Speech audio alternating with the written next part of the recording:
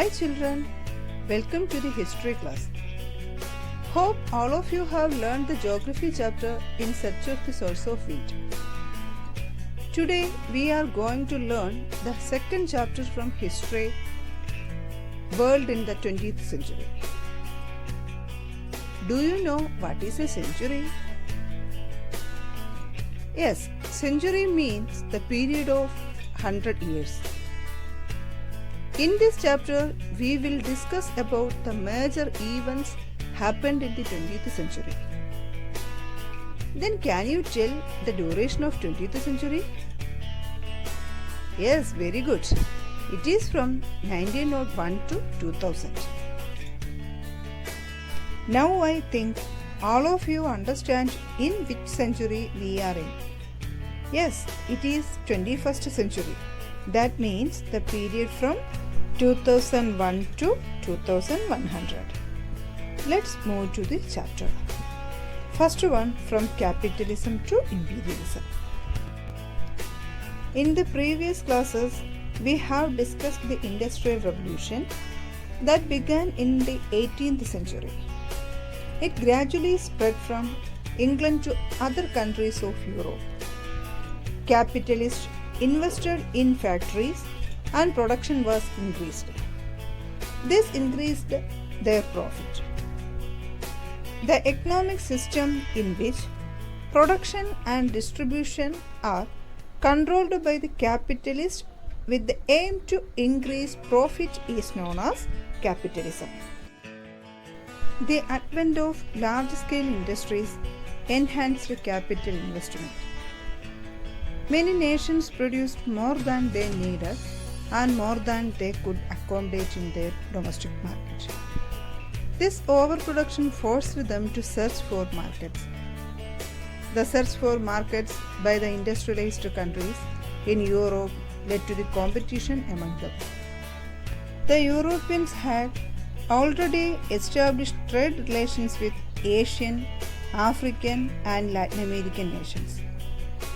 Using political power and military forces, the European countries economically exploited these nations. Later, they became the colonies of European countries. This process is called colonization.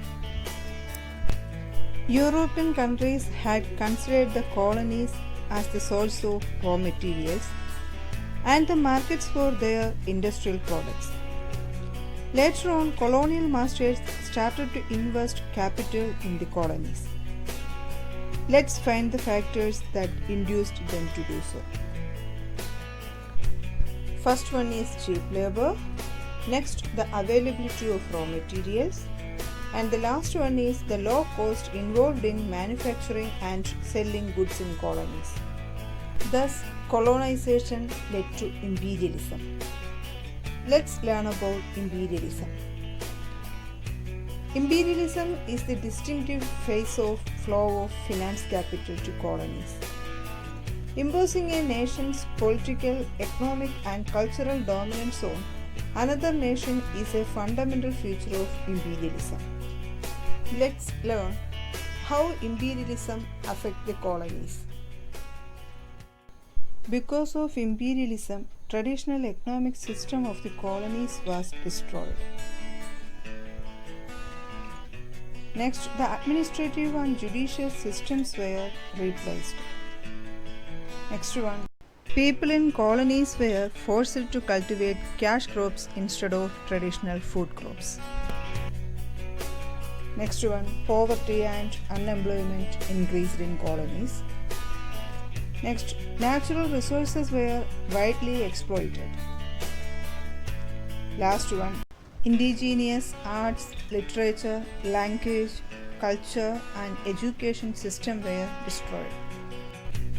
See once again, how did imperialism affect the colonies? Yes, traditional economic system of the colonies was destroyed. Administrative and judicial systems were replaced.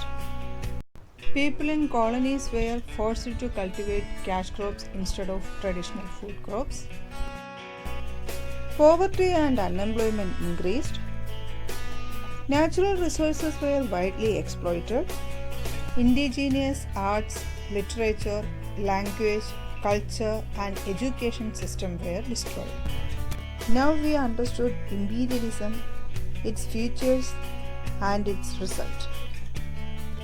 Competitions and conflicts among the imperialist nations for colonies and markets led to the outbreak of wars. In our coming classes, we will discuss about the major wars in the world due to imperialism.